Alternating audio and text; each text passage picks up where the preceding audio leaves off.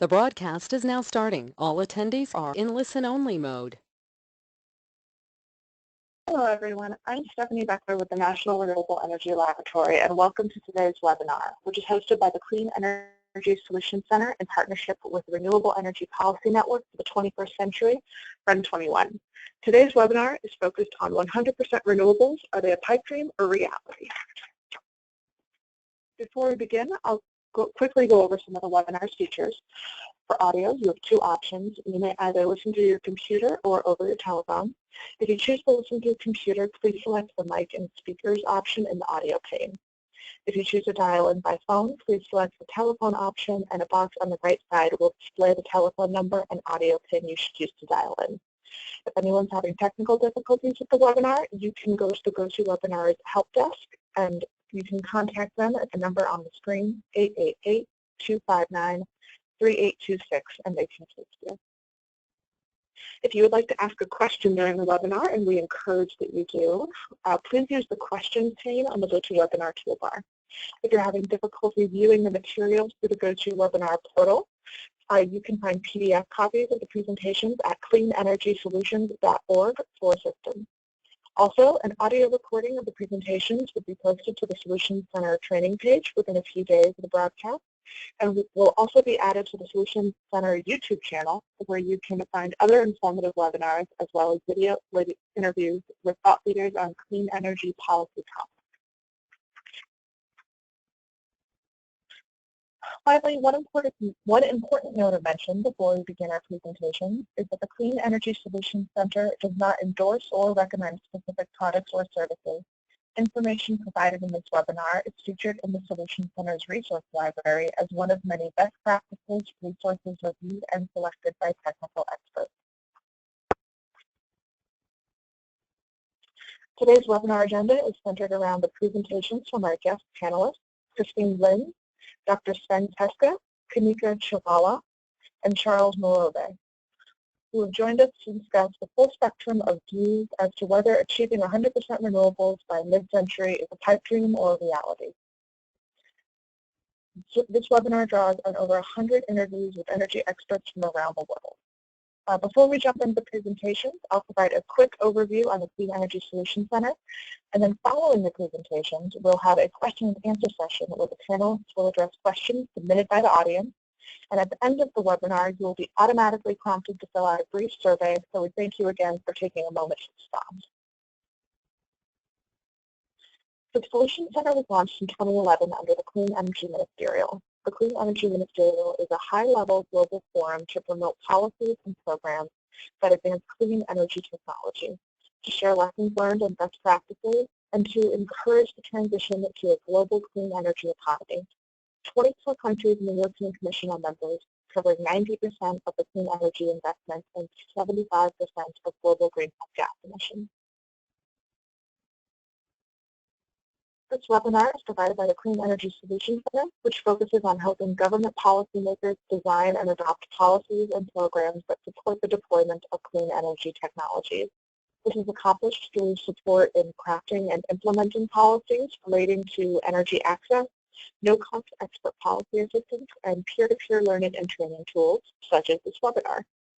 The Clean Energy Solutions Center is co-sponsored by the governments of Australia, Sweden, the United States, with in-kind support from the government of Mexico. The Solutions Center provides several clean energy policy programs and services, including a team of over 60 global experts that can provide remote and in-person technical assistance to governments and government-supported institutions, no-cost virtual webinar training on a variety of clean energy topics, partnership building with development agencies and regional and global organizations to deliver support, and an online library containing over 5,500 clean energy policy-related publications, tools, videos, and other resources. Our primary audience is made up of energy policymakers and analysis from governments and technical organizations in all countries, but we also strive to engage with the private sector, NGOs, and civil society. The Solutions Center is an international initiative that works with more than 35 international partners across a suite of different programs. Several of these partners are listed above and include research organizations like IRENA and the IEA, and programs like SE4All, and regionally focused entities such as the Ecolog Centers for Renewable Energy and Energy Efficiency. A marquee feature of the Solution Center is the no-cost expert policy assistance known as Ask an Expert. The Ask an Expert service matches policymakers with one of more than 60 global experts selected as authoritative leaders on specific clean energy finance and policy topics. For example, in the area of renewable energy policy, renewable electricity policy, we are very pleased to have Paul Comar of the Renewable and Sustainable Energy Institute serving as one of our experts. And if you have a need for policy assistance in any clean energy sector, we encourage you to use this valuable service. Again, the assistance is provided free of charge, and if you have any questions for our experts, please submit it through a simple online form at cleanenergysolutions.com/expert. We also invite you to spread word about the service to those in your networks and organizations.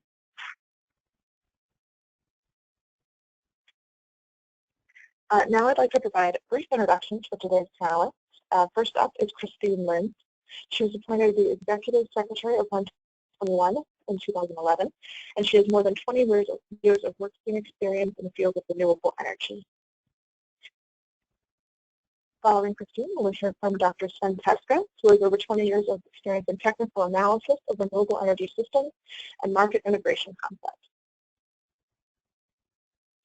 We will then hear from Kanika, Chawla, who is a policy specialist working at the intersection of India's renewable energy and finance markets.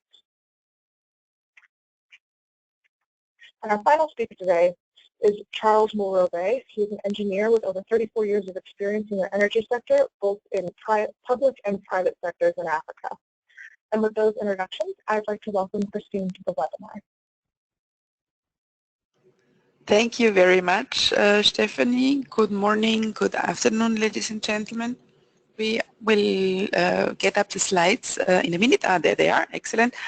It's our great pleasure to be again with the Clean Energy Solution Center and to present to you the newly released Renewables Global Futures Report, Great Debates Towards 100% Renewable Energy.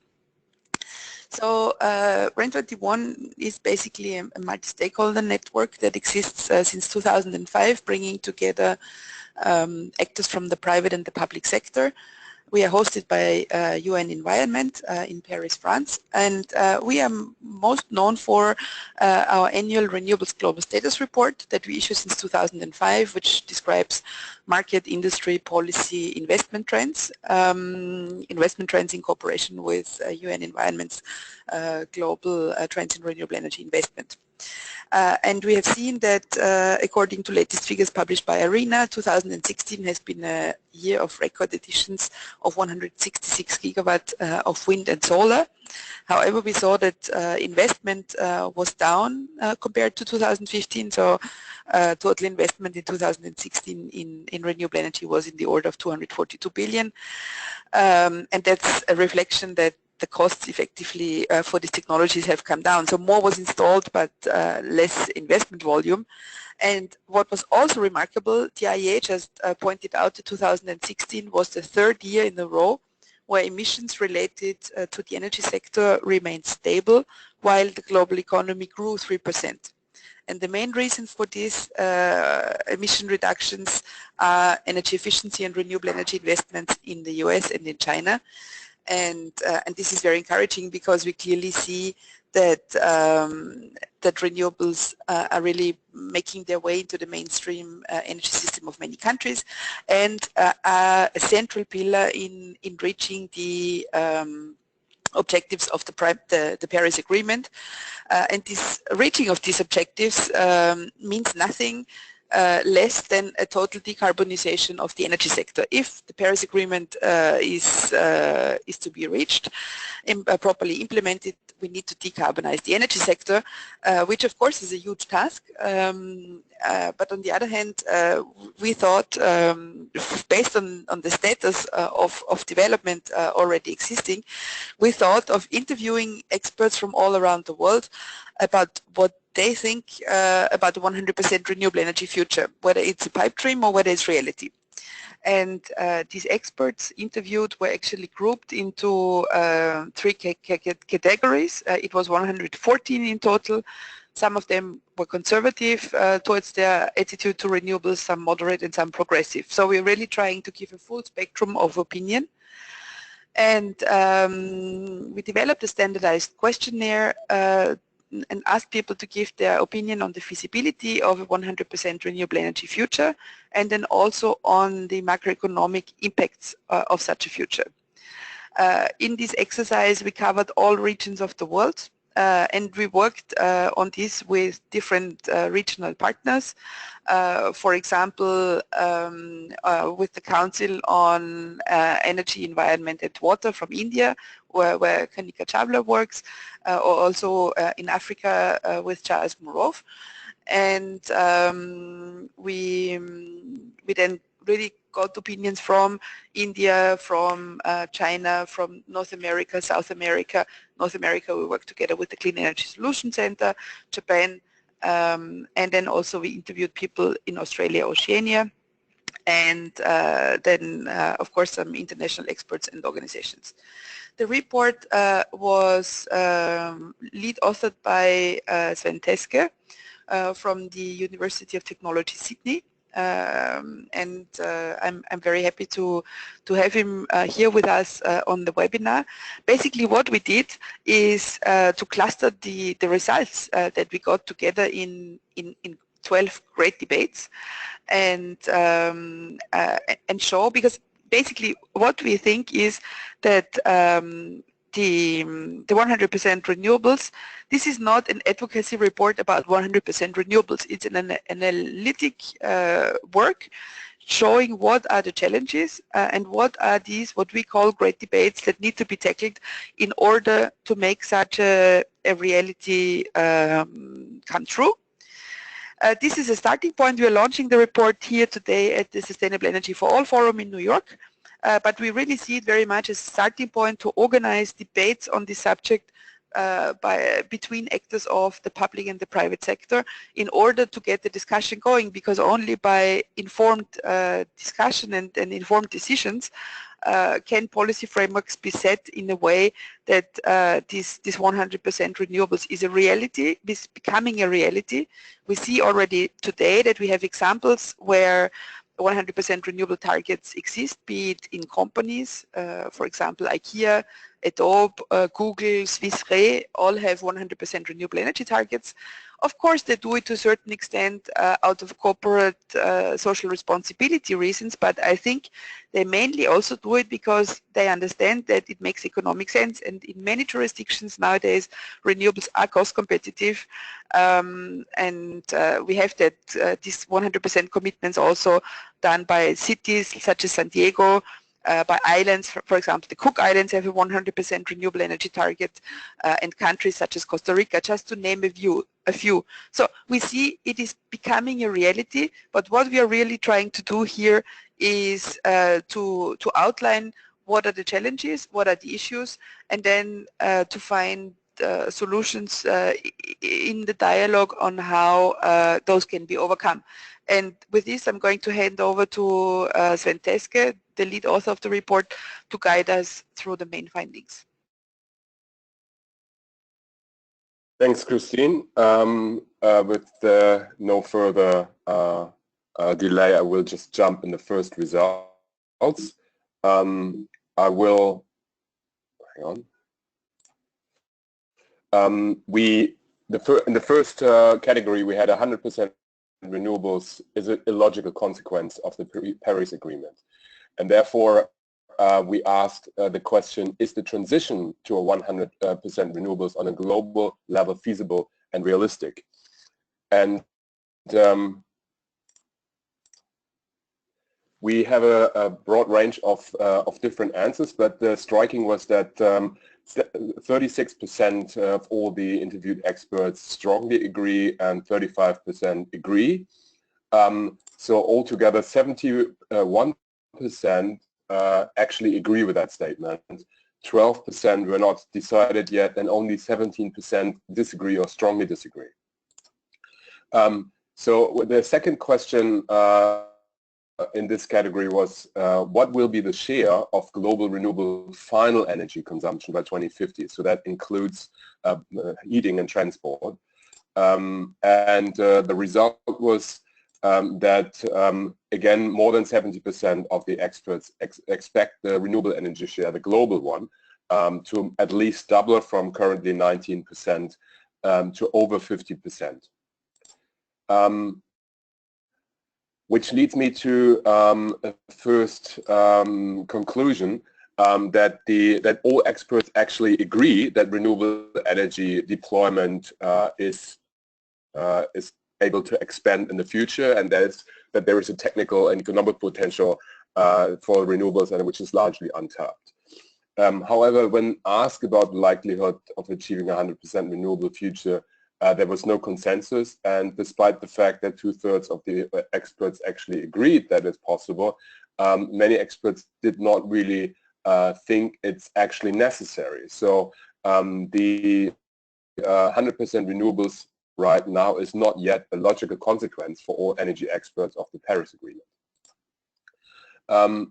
The second category is about, the second chapter was about global energy demand development. And we asked to what extent the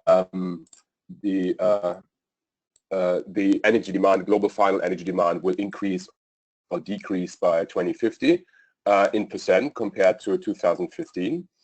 And the result was that 14% believe that the energy demand will not grow any further. Those experts were usually from industrialized countries, while 65% expect that the energy demand will increase by about 1/3, and only 21% more than 50%, which is quite interesting because in many energy scenarios, one of the weaker parameters in terms of future projections is always the development of the global energy demand. And there are energy scenarios out there which forecast doubling of the energy demand. Interesting is that there seems to be not a consensus, but the majority that the global energy demand will not double in the next 30 years again, but rise by around 30%. In terms of renewable electricity, we asked what will be the estimated development of global renewable power generation share by 2050. Again, 2/3 of the experts believe that it will at least double within the next 30 years from 28% right now to over 60%. There is also almost 1/3 agreed that it will be over 80%. So there is a strong support for future growth for renewable power generation. In terms of the renewable power generation, we asked in terms of the decentralized or centralized generation, what will dominate by 2050? And again, about 2/3 expect that decentralized generation will dominate over centralized power plants. In terms of heating, there is a huge debate if renewable heating will increase and whether or not renewable heating will actually go towards electrical or thermal applications. First, the share. The majority of the experts, so almost 80%, expects renewable heating, the renewable heating share on a global level will at least triple within the next 30 years, which is actually quite interesting because renewable heating is not in the focus of the energy debate. The energy debate is always, the renewable energy debate is always focused around power and now also the batteries, but not about heating. So it's striking that the majority of the experts believe that renewable heating will increase so much.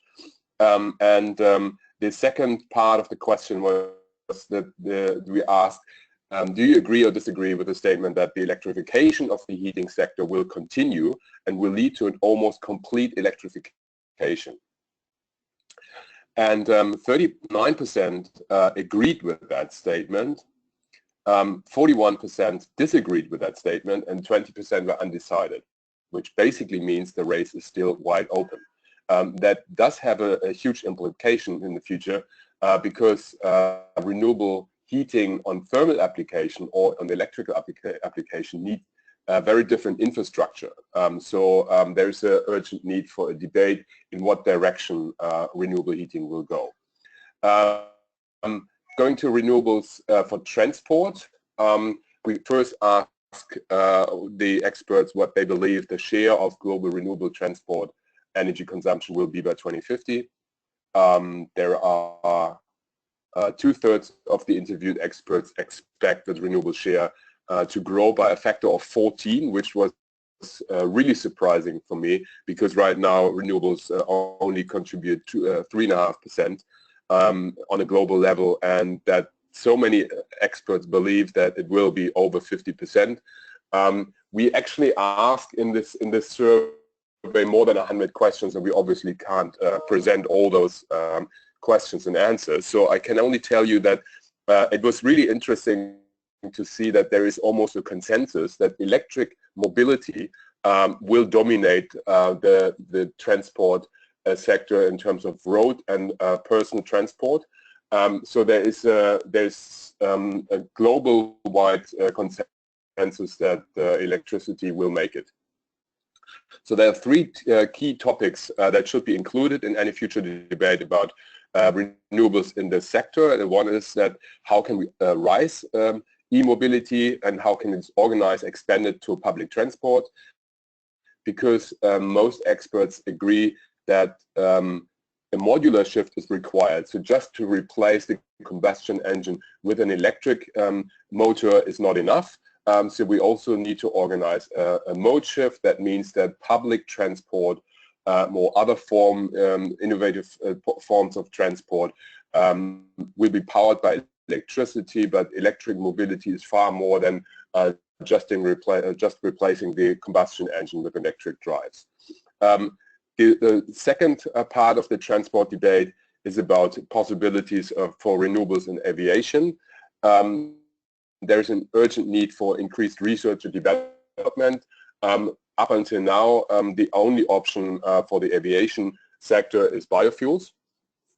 And the third part is shipping. Shipping is the backbone of the global freight transport and basically of the global trade. But we realize that it's one of the major non-issues in the renewable energy sector, how to actually switch shipping and ships in general from fossil fuels to renewables. There is hardly any debate about that. The sixth chapter is about interconnection of sectors, and we asked if the demand and supply management in smart home will be encouraged by price signals via different dependent tariffs, and 63% see price signals as the preferred mechanism for demand and supply management. So it seems to be that those different tariffs, in the opinion of most experts, play a major role to implement more smart technologies in terms of energy and supply management. Moving to the seventh part, which is storage. Even though lithium batteries right now dominate the global debate about storage, it is very clear that there are many different technologies, and there's no one-size-fits-all, because there are technologies required for second and minute reserves for several hours, but also for seasonal storage, and every technology has its advantages and disadvantages, and therefore we see that there is a broad range of different storage technologies still to come. If we move to technology versus costs, we ask, in the coming decades, the price of oil per barrel over $100 per barrel is almost certain. Interesting enough is that the only certainty is uncertainty. So the experts were very divided in what direction the oil price will go. While we asked the same question about renewables, our statement was the costs for renewables will continue to fall and will outpace all fossil fuels within the next 10 years. Do you agree or disagree? And strikingly, 67% agreed that renewables will outpace fossil fuels, and that's directed to all fossil fuels within the next 10 years. That means if this really happens, that the majority of the infrastructure projects for fossil fuels, including maybe pipelines, mines, new oil exploration, new coal power plants, that those investments could be dead on arrival because they have so long lead times, between 5 and 10 years, from the first idea, from the first decision to actually production start, that in the minute those new applications will start production, renewables already are far cheaper than fossil fuels, and that means that those new investments are stranded assets and uneconomic from the very beginning. In terms of the economic framework, we asked what will the annual global investment volume in renewable energy will be in 2050. Currently in 2015 it's $286 billion. Christine just said that the new figure is around $250 billion for 2016, and 63% of all experts assume that it will at least double in the next 30 years. And connected to that is the workforce.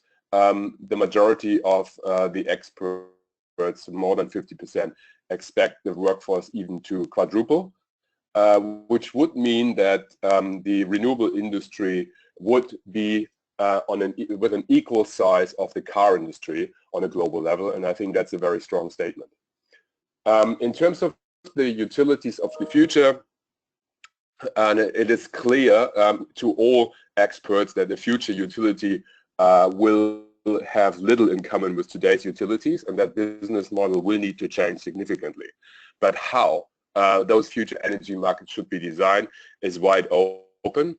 What are the necessary policy schemes to create a sustainable and long-term framework that provides the necessary policy certainty, and which in turn creates a stable climate for investment in energy efficiency and renewables? There seems to be a huge debate on a global level. There is no consensus right now what's the right framework, and combined with together with the storage technologies, that's we find that as the holy grail of the energy industry. What's the future business concept? In terms of mega cities, we asked, is decentralized energy technology will play a significant role even in space-constrained megacities and will supply the majority of the power demand by 2050. So do you agree or disagree with that statement?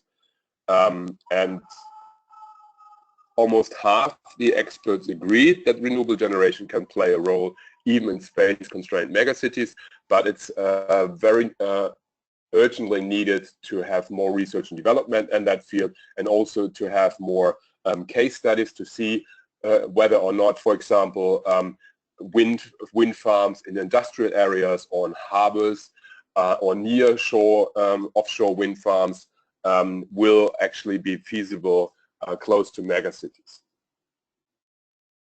Plus the whole discussion about how to integrate solar best in a space-constrained environment like megacities. Last but not least, energy access. We asked if experts agree or disagree with the following statement: decentralized renewable energy technology will not be enough to give access to energy for all, meaning that large-scale conventional power plants are still required to provide energy access for all. And 66% believe that renewables can supply enough energy for developing countries, and that's a very interesting statement, but also a very important debate in the expert area, because up until now the majority of the of the discussions are about household supply for renewables. So access to energy is always about solar home systems or microgrids. But what developing countries also want is obviously economic development, including industry. So access to energy must also include renewables for the industrial sector, must include renewables for the business sector in order to have a full supply. And the big issue is how can a country, for example, like China or like India, actually move into the economic development without using fossil fuels to power the economic growth, but leapfrog directly into renewables. In conclusion, more than 70% of the experts interviewed consider a global transition to 100% renewables to be both feasible and realistic, and that's quite striking because I think if we would have asked that like 5 years ago, we would not have such a high agreement. Also, there's an overwhelming consensus that renewable power will dominate in the future, with many noting that even large international corporations are increasingly choosing renewable energy products, either for utilities or through direct investments. Numerous companies, regions, islands, and cities have set 100% renewable energy targets. Here again, 2/3 of the experts expect renewable to outpace fossil fuel industry within 1 decade. While most experts see 100% renewable energy supply as technically and economically realistic, it is unclear if this will be reached by 2050 or later. So it's not a debate about do we actually arrive at 100%, but more when do we arrive there? And also, which is a very important thing, is it unclear if the rapid renewable energy market upscaling will develop fast enough to avoid dangerous climate change, which is obviously a very important issue and a very important topic. And with that, I hand back to the moderator. Thank you so much, Sven. That was really excellent too, and Christine. Next, we will hear from Kanika Chawla. Kanika, can you hear me? Yes, I can. Hi. So first up, I'd like to thank Sven for that really good overview and congratulate both him and REN21 on an outstanding and very thought-provoking research report. CW is very proud to have contributed to the Global Futures Report. The Council on Energy, Environment and Water, where I work and lead the renewable energy work, is now for several years recognized as one of India's leading think tanks, and also recognized as one of the top 20 climate think tanks in the world. We're an independent policy research institution that's based here in New Delhi, and we've been working very, very closely with the ever-evolving renewable energy story here in India. So the renewable energy story in India is actually fairly revolutionary. In just the last 2 years, the renewable energy market has evolved rapidly. CW's sort of involvement with some of that growth and both to watch, analyze and contribute to that evolving renewable energy story has been significant. Our work in renewable energy has ranged from doing the first independent analysis of the national solar mission that the country set in 2010 to more recently contributing to the scaling up of the target and doing both the scenario development as well as the investment requirement calculations for the government on that front. To talk sort of a little bit more about how the findings of the GFR that are aggregated at the global level and how sort of they reflect what's happening here in India on the ground. India's international renewable, international climate commitment as per its NDC in the Paris Agreement includes and almost it's sort of the largest piece of the NDC is its renewable energy commitment.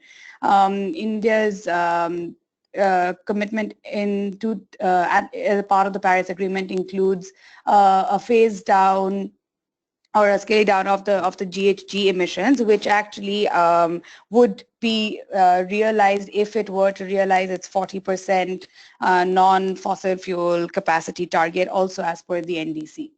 But those international targets are actually coming off the back of a very important and strong commitment made in the form of domestic policy, which is to realize 175 gigawatts of renewable energy capacity by 2022. And this announcement was made when India's total renewable energy capacity, not including large hydro, stood at a mere 37 gigawatts. So India committed to 175 gigawatts of solar going when it stood at just 37 in a span of 7 years. Today we have made sort of rapid advances, especially in the deployment of solar and wind, but we are still only sort of a short way into the long journey. So the big renewable energy boom is yet to come. And it was actually on these exact issues and identifying the drivers for the large-scale renewable energy deployment, both that has happened in the last few years as well as that we're hoping is going to come in the coming years. And the perception around that is what we try to capture as input for the GFR. The renewable energy story in India is driven by sort of 3 demand side drivers and 3 supply side drivers. So on the demand side, there's energy access. India is struggling with a gap between its energy demand and supply, and as many as 45% of all rural households continue to have no access to electricity.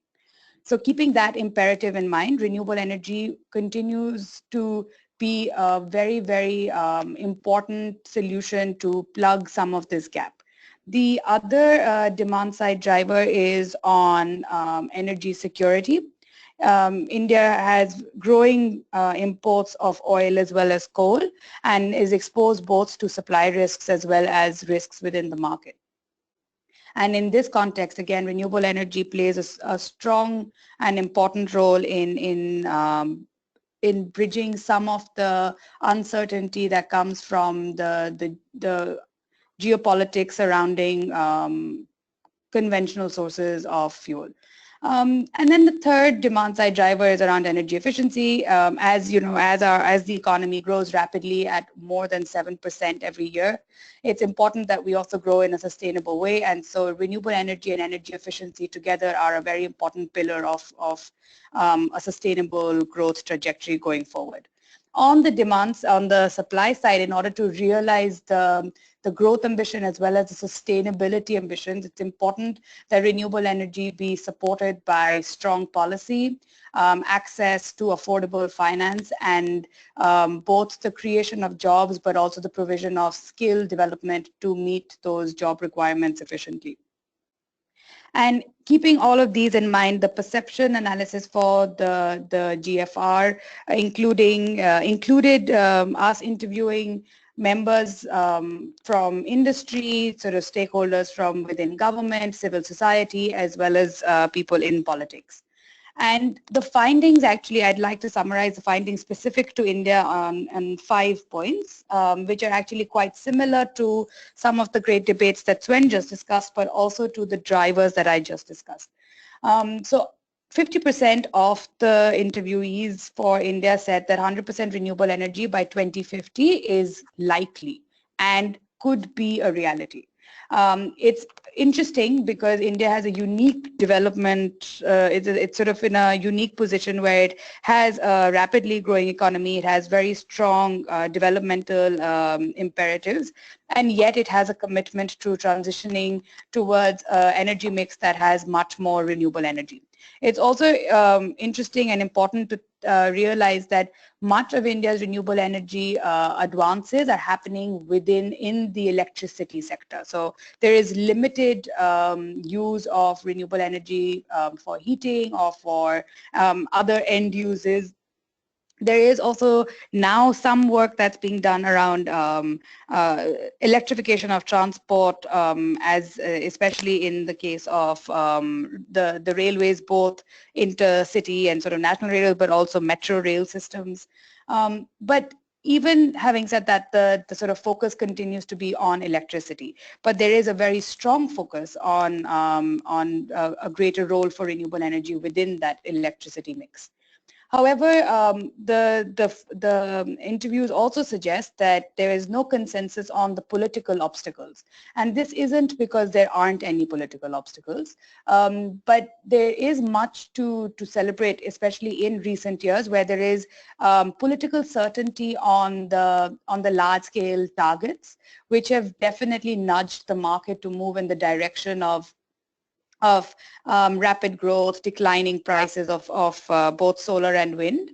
But there are sort of smaller issues, especially around enforcement of renewable energy purchase obligations, the sort of things around sort of the enforcement of the power purchase agreements, things like that. So there is the need for greater political interventions to nudge the market in the direction where it has more depth and the risk profile can be lowered.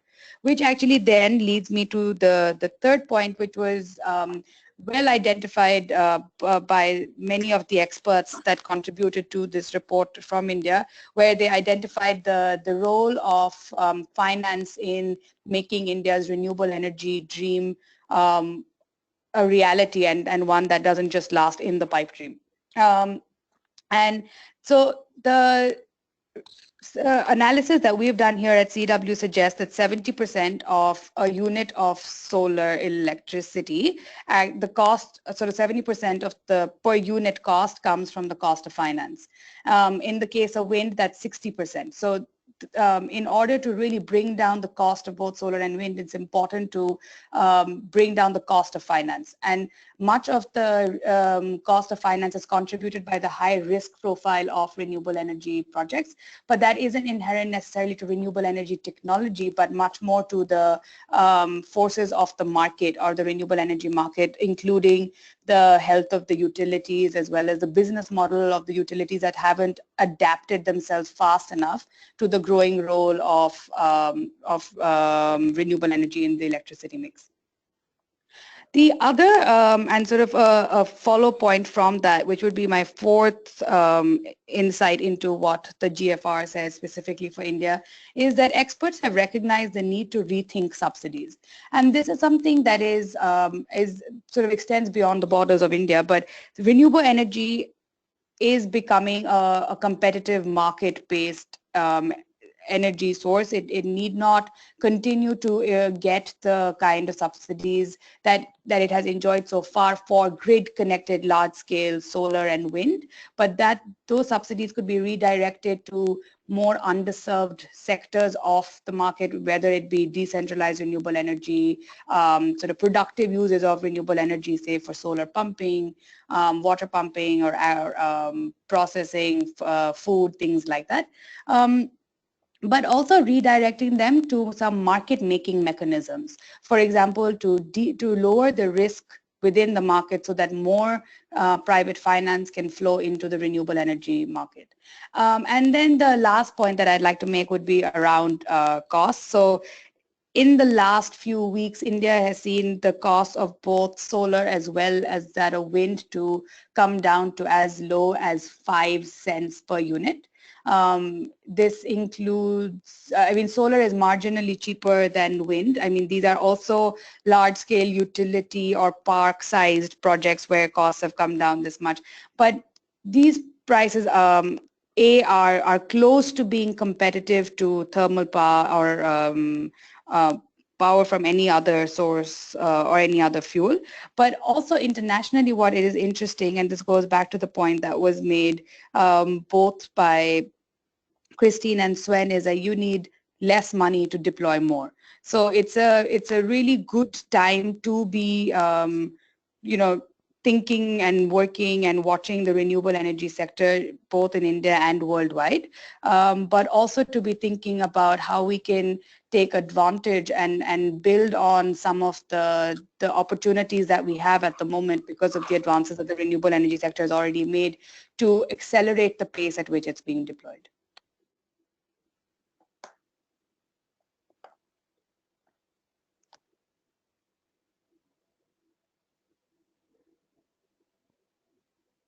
Wonderful. Kanika, thank you so much for that presentation. If that is all from you, we will hand things over to Charles Murove.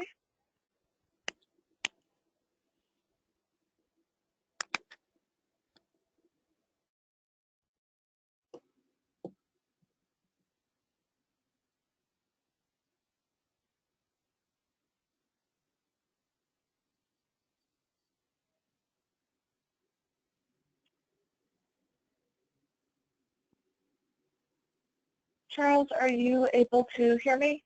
It looks like you're still on mute.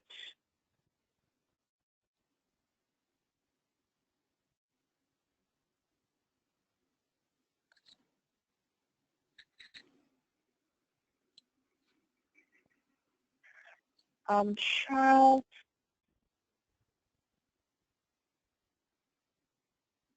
all right, just a moment. We're going to try to get Charles' audio back on track.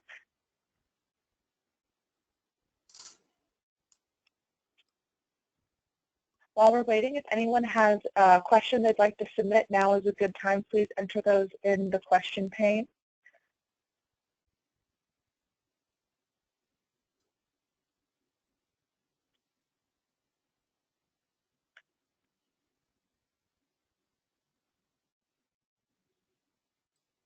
And Charles, if you see the GoToWebinar toolbar, you just want to click the orange button with the white microphone to unmute. Yes. Charles, can you hear me? Yes, I can hear you. Can you hear me? Yes, now we can hear you. Wonderful. We are ready to hear from you whenever you're set to go. Okay. I will start in a second. Great. I think from the interactions that we had, the general consensus seems to be that 100% renewable energy by 2050 is only achievable if many of the existing barriers are overcome and only if certain conditions are met. Yeah? So, we are saying that the many sufficient necessary conditions include, for example, availability of technology such as energy storage, and it being available to the region at low cost. That's one of the main issues that that did come out. So there has to be conditions that are necessary and sufficient for 100% renewable energy to be a reality. Yeah. One of the key issues also is that there has to be greater political will together with the related supporting instruments, policies, strategies, and implementation plans, as well as enforcement capacity. This has been put across as one of the key issues that inhibit wider access to renewable. There has to be political coherence across Africa for 100% renewable energy to be achieved. And also, it's quite clear that there is still a lot of fossil fuels across the African continent, and that is what is currently available to many African countries, and therefore it will take time for the countries to then move away from the resources that they already have to renewable energy, especially given a target of, say, 2050, which is only 35 years from now. This is considered to be a big ask, because the issue is not whether Africa wants renewable energy. It's simply access to modern energy services. That is the number one priority. This is how many of the experts were looking at this particular issue. Also, the issue around the need for significant amounts of resources to assist to overcome some of the barriers that have been identified, and the barriers are in various categories: financial, technological, human capital, and because of those barriers, it's quite conceivable that 100% renewable energy by 2015 may not be easily achievable for the Africa region. And there is no it's not a homogeneous region. The infrastructure is not fully developed. In some instances where it is developed, it's not adequate. Access to energy is very low. Therefore, the thinking is that it's not renewable energy that is the priority, but it's just access to energy. And of course, it would be a pleasure if this access could be made possible by renewable energy. But the main priority is simply access to energy. When you look at many countries, I could give an example maybe of Zimbabwe. Access to energy is only 40%. So if we start thinking about this, and other countries are lower and others are higher, therefore it's not clearly visible that given such a low base, we would then easily see a transition to 100% renewable energy in 35 years' time. One of the key barriers is obviously that much of the equipment, technologies, talk about the hardware, the solar modules, the inverters, the turbines, and also software. They're currently being imported into the region with limited local development and manufacture. So if that trend does not change, this will continue to affect the cost of the technologies, and in particular, the rate at which the region will transition to renewable energy and 100% renewable energy. The priorities of the North are not exactly the same as those in Africa. For Africa, the priorities include energy for cooking and heating at the basic level, whereas what you're looking at in the North is something totally different. You are looking at end-use devices such as cook stoves and associated fuels and basic lighting.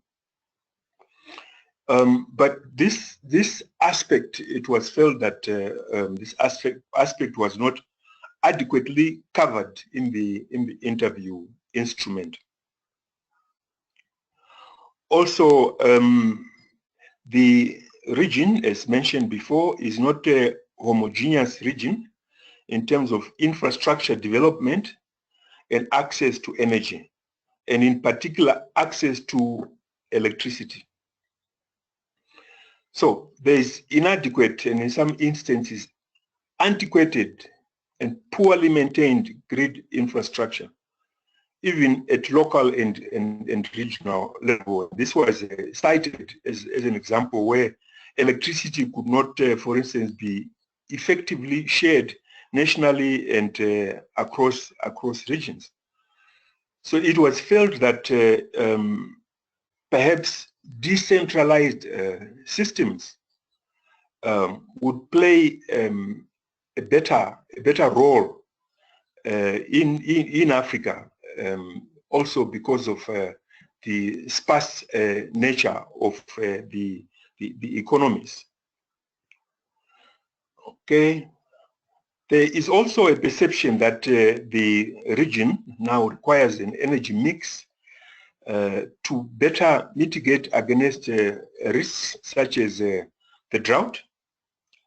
Obviously, solar and wind are not water-intensive technologies, but they are intermittent. But on the upside, energy storage is coming in to assist to overcome this constraint, so that we would be able to increase base load supplies. So we're not just looking at generating during the day from solar, or a bit at night using wind as well, but we're able to store energy that can then be used during periods when the sun or the wind is not shining. But also some experts believe that fossil fuels are perceived to better supply the baseload power when compared to RE technologies. I think this is a debatable issue, but it's a point that that was raised, that with fossil fuels you can supply power during even you can supply baseload power. We mentioned that geographical spread of settlements and communities in the regions means that it will be expensive to extend power grids and electricity networks, and the resources are scarce anyway. So mini grids and decentralized energy and off-grid community and individual power generating systems are seen to play a key role in improving access to millions of people in the region that have poor or little access to energy services.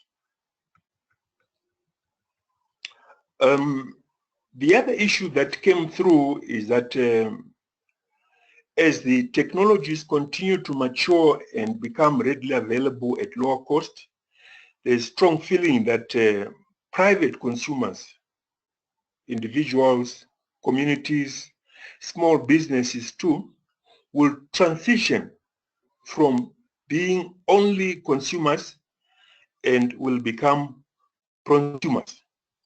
They will also produce their own energy. And this is likely to disrupt the traditional utility model, where some consumers could even defect from the grid. So the utilities need to change their business models so that they do not lose out in the long run. So this will affect current utility business models, and those utilities and businesses that fail to adapt and transition to the new dispensation will become losers in the future energy markets. It is also felt that barring the barriers that exist in the region, there's still an opportunity for the region to take a different trajectory and leapfrog away from fossil fuels, and energy storage is seen as a game-changing technology in the short to medium term, particularly where the technological costs continue to come down. How am I doing on time? Steph? Charles, you're doing just fine. If you could wrap up in the next 2 to 5 minutes, that would be wonderful. Okay. So some of the experts felt that both conventional and renewable energy, centralized and decentralized, will be required. So it will not be either or. They will be required to meet the growing energy needs for the rural communities of the region. So it's neither or. And some of the mega cities identified across the regions, such as Cairo, Accra, Johannesburg, Khartoum, and so on, will require a lot of energy, and it may not necessarily just come from renewable energy. It might be, it will have to be from both centralized and decentralized energy. Preference would obviously be if renewable energy could be utilized. But the experts believed that the countries and the region will begin by using what is available to them, unless resources are made available, yeah, to make the transition.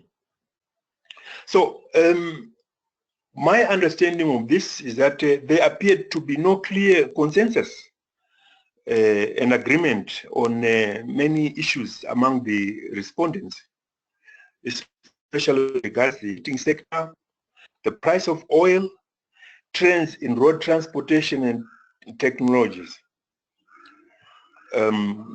Many of the respondents also provided very little information for us to form a view in that regard, and I think more work needs to be done in that area. I think I'd like to stop here now. Wonderful, Charles. Thank you.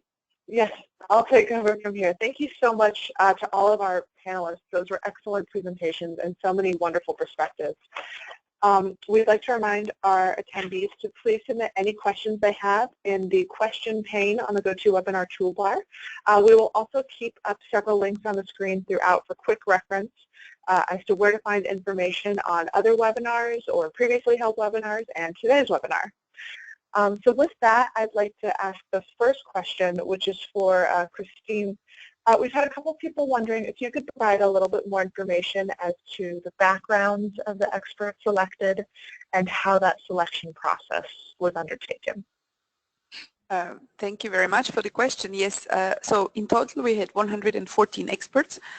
We did this selection, so we had a long list of experts in each region, which were drawn up by our regional partners.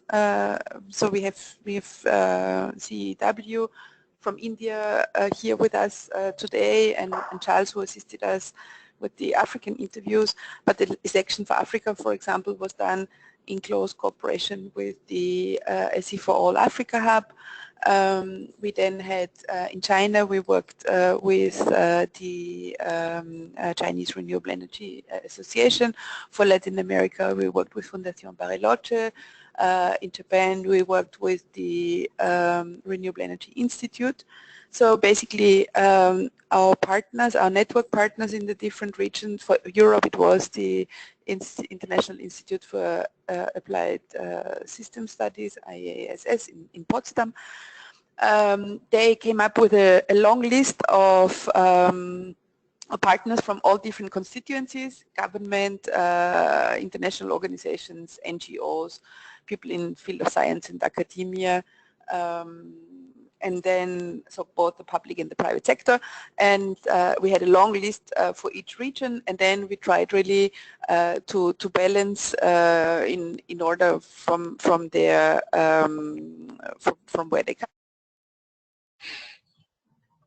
Great. Thank you so much. The next question is, so we had someone asking for clarification on the growing energy demand. You said that at least 65% of the experts expected to increase by 30%. A few had more than that. Was this simply based on population growth, or was there a specific area that they viewed was going to grow in the future? I think that's for me. The energy demand projection, we basically asked for the final energy demand projection. We did not give any further information about like population growth or GDP development, but those experts were actually quite aware of that, because every interview took about 1.5 hours on the phone, so there was really time to interact. And so that was, we were basically more than 3 weeks on the phone altogether.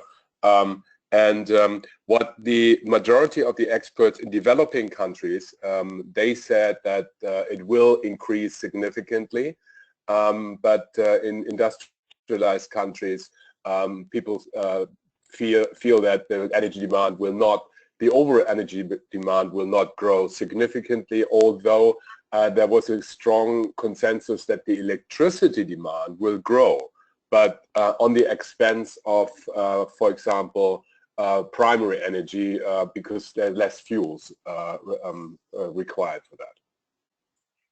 Great, and so that also kind of rolls into someone who's asking for clarification. For thermal and transport, you said the electrification would grow, but that's not necessarily additional. That's just in exchange of other fuels and other energy technologies. Yes, but also yeah, but also developing countries always said that, and that's probably what will happen, is that the transport demand overall will significantly increase. Okay. Thank you. In their specific countries. Wonderful. Can you go into detail with, so we had, it's a sort of specific question, but if an electrical network has, say, 50% wind and solar to the annual electricity supply, will it be reliable when combined with less than 20 to 30% storage? How do you see that playing a factor going forward? Well, I mean, that was not really part of the survey, but in another study I was involved in, we did a specific survey about the storage demand of Australia by grid area. Australia has 4 different grid regions, and we have done a very detailed survey about storage demand in Australia, and we found that up to 40%, 40-50% variable power generation, solar and wind, the storage demand is actually not also 40 or 50%, but around like 10 to 20%. So it always depends also on the infrastructure in terms of the power network and how good the grid capacity and the interconnection is. But storage actually comes in actually later. So usually up to 20%, 30% solar and wind, there's hardly any storage required. Okay, wonderful. This next question is for Kanika. Kanika, how does Southern Asia power utilities view the changing solar? How will it change with the solar trend? So the utilities are not happy about the growing renewable energy in the energy mix, and that's not something that's unique to India or South Asia. It's happened all over the world. They aren't adapting as rapidly as the evolution within the energy system and the deployment of renewables. So there's sort of several aspects to it. There is the problems which are around grid integration and therefore sort of being able to offtake some of the power that's being generated. There's also problems around the financial health of utilities, and that also adds to some of the risks in the sector, as I mentioned before, because the sort of credit rating of your off-taker is poor, and therefore the renewable energy developers end up in trouble with their financiers. And then there is the trouble around tariffs and costs, and that's also has multiple nuances to it. But one, utilities are unhappy with a lot of their commercial and industrial users moving away to renewable energy, and that means that they're losing their highest paying customers because they cross-subsidize electricity for residential and agriculture purposes from commercial and industrial users. And as that base goes down, the utilities cost recovery sort of goes down as well. The other thing as well is tariffs in India, as I would imagine in most parts of South Asia, are not free market determined tariffs. They are politically, I mean, of course, they have some aspect of supply and demand, but they also have, they are also politically charged topics, and therefore have some aspect of determination that's driven by the politics of the region.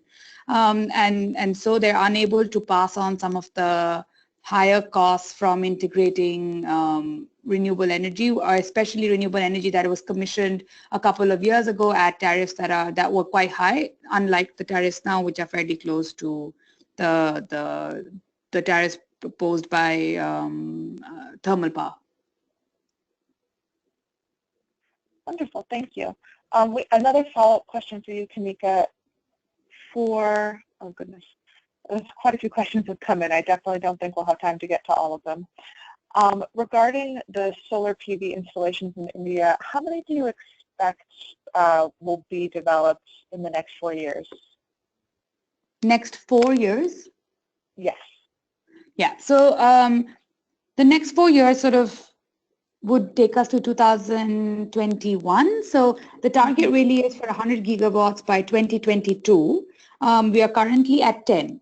And that's fairly humbling to know that we're only 1/10 of the way there, but I'm still very optimistic of India realizing its solar target, perhaps if not in 2022, but shortly after. But I would imagine that we could actually get there by 2022 if we did enough to get private investment flowing into the sector, more private investment flowing into the sector. The major point around that is the reason that I am optimistic is because we've got a sort of a market going. There's depth to the market, and sort of with every passing day, there's a movement that's taking us forward, and there's really not much that's setting us back. We're identifying and working on sort of solving some of the roadblocks that have been identified in the sector. So I think all of that is quite heartening. The other thing as well is that in the last 12 months, we've had more capacity addition than ever before. So if we just keep going at that pace, I think we'd get there. And the last thing I'd like to say, the reverse auction system of commissioning solar capacity has actually worked really well for India. It keeps the timelines short, it increases competition in the market, and it brings down costs. And I think that in keeping sort of all of those variables in mind, there's a quite high likelihood that we'll get to the target. Excellent, thank you. This next question is for Charles. Charles, so we have someone asking on business opportunities locally. Even if the basic infrastructure such as solar panels or converters are imported, there might be business potential for developing models on how to sell, install, finance, or trade panels, turbines, etc. Could this be an opportunity for new business models? Could a bank that specializes in new business models, some of which could grow and take on renewable energy markets elsewhere, is this type of business being discussed? Oh, Charles, it looks like you are on still muted. If you can click that, yep. Yes, perfect. What is happening is that there are various business models that are coming to the fore. You have models such as what is called pay-as-you-go solar, and you are looking at tier 1, which is sort of the bottom rung, which is the entry level, where the user would simply want to have lighting in the home, They would want to charge their cell phones. This is a big issue. And they would also want to listen to the radio. And these are basic systems. And there is a model now, it's called pay as you go. Zimbabwe has actually launched one such intervention on the 21st of March. But this is already common. There is a Vitalite in Zambia. There's also M-Copper in Kenya and West Africa. So there are various business models that are coming into play to address the issue. It's basically an issue of access, where the end users may not necessarily have the capital amount to pay off for the investment all at once. So you allow them to pay over a period of time. The pay-as-you-go model is predicated on a technology where you use a mobile platform, so you have to pay into the mobile platform for you to get energy. If you don't pay in, you have no power. This is a model that is coming more and more to the fore and getting a lot of popularity. But of course, there are other models that are coming through. If you look at an extreme case of South Africa, you will be aware that there's been a successful program called REAP, the Renewable Energy Independent Power Procurement Program, where the country has been able to, from 2011 to 2015, have been able to contract over 6,000 megawatts of renewable energy, solar, wind, and this model that is being utilized in South Africa is considered to be a successful model using the power purchase agreement model. And this is finding itself going across to the other countries.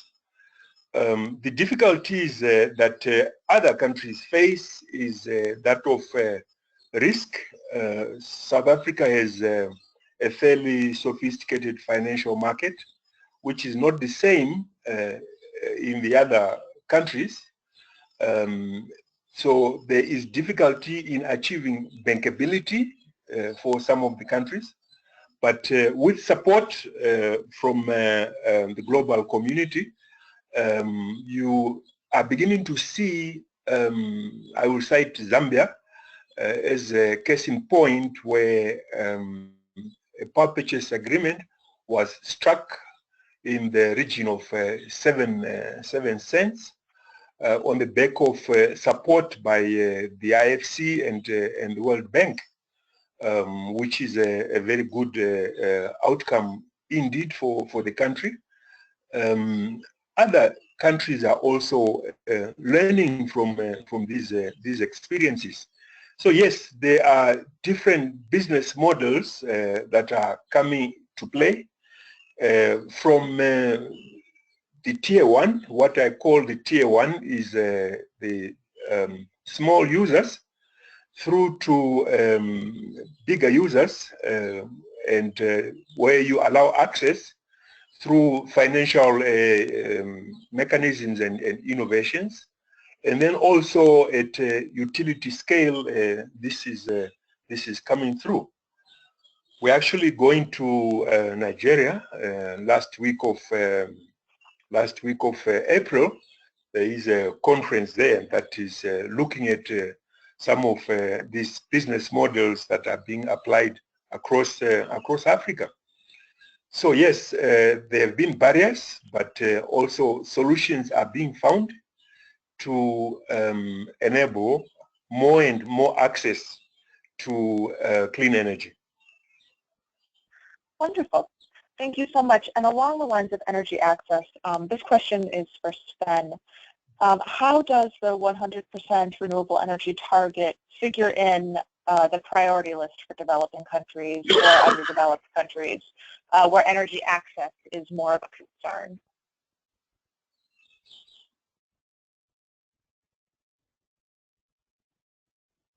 Sven, it looks like you're muted. I can maybe take that question. Oh, Not a problem, Chef. Christine, that would be wonderful. Yeah.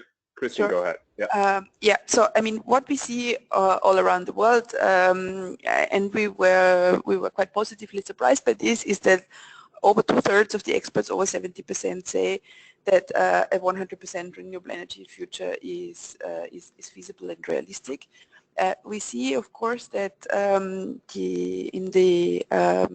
that the industrialized countries are more optimistic about this, especially experts in Europe and in Australia.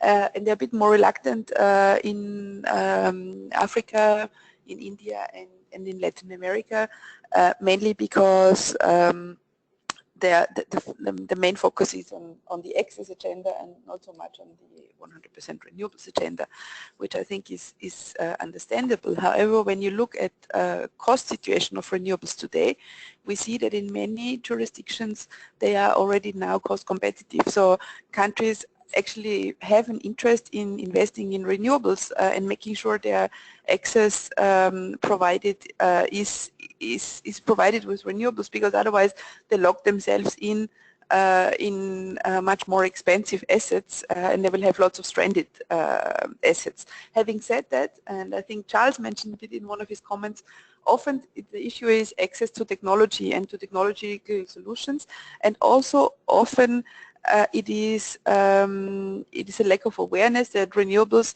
can provide reliable solutions for situations. Yes, they are variable, but they can be very well, their output can be very well predicted. And I think also where a program like Sustainable Energy for All can really help, and where we also try to help with these debates that we are aiming to create with this Global Futures Report, is to create awareness that this is something that is feasible. And of course, it is important also to make sure that businesses are created, that these technologies are becoming available in all the different countries. So still a long way to go.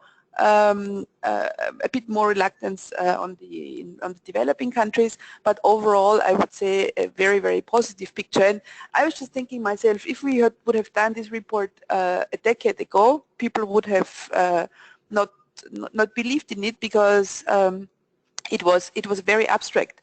But with these commitments that I mentioned at the outset, of companies, of countries, of regions, to really go 100% renewables, this reality has become much more tangible, and I'm optimistic that the Global Futures Report will help to broaden the discussion and the debate, and we will definitely at REN21 carry that forward. So you mentioned that there were lots of questions.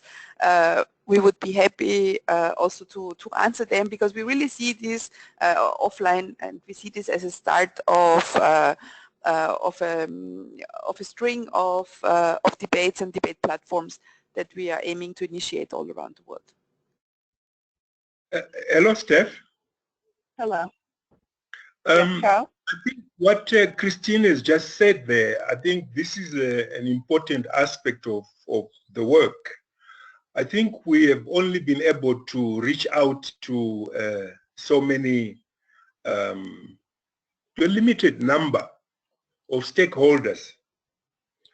And I think there is need to expand the outreach, to increase the awareness, and to provide more information around these issues. Wonderful. Thank you so much.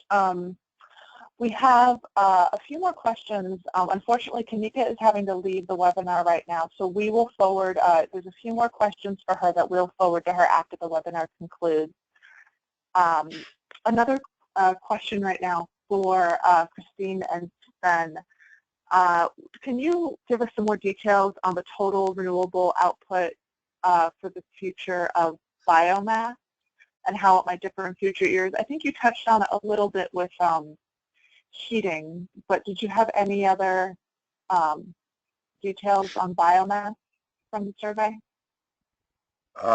Yeah, we had actually in our survey we had more than 100 questions, and we had one technical part where we asked a very, very specific question about different technologies, and we were actually a bit surprised, and I personally was a bit disappointed that only 1/3 of the interviewees answered all the technical questions, which became clear that the majority of, and we interviewed a lot of very high-level experts, that those experts are focused on the economic aspects, on the policy aspects, but are not really into the technology itself. The technology debate sometimes is of a lower priority, obviously, for many experts, which for me as an engineer is a bit disappointing. So I would actually like to see far more technical debate about what is best, basically, in terms of the system integration and stuff. But what these 1/3 of the experts answered in terms of biomass and bioenergy was that bioenergy is seen especially for industrial heat applications, for transport sectors, which is very difficult otherwise to supply with electricity, for example, aviation and shipping.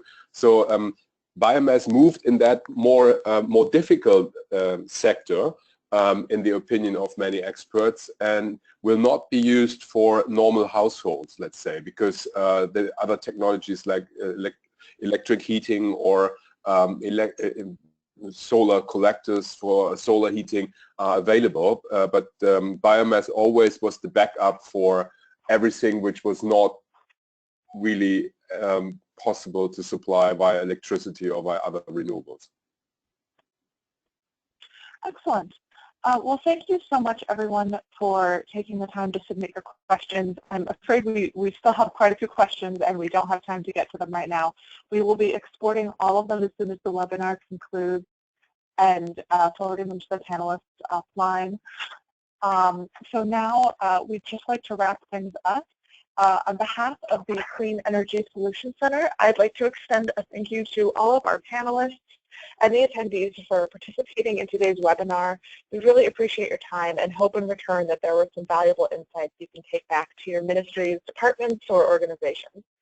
We also invite you to inform your colleagues and those in your networks about the Solutions Center resources and services, including no-cost policy support through our Ask an Expert service. I invite you to check the Solutions Center website if you would like to view the slides and listen to a recording of today's presentation, as well as any previously held webinar.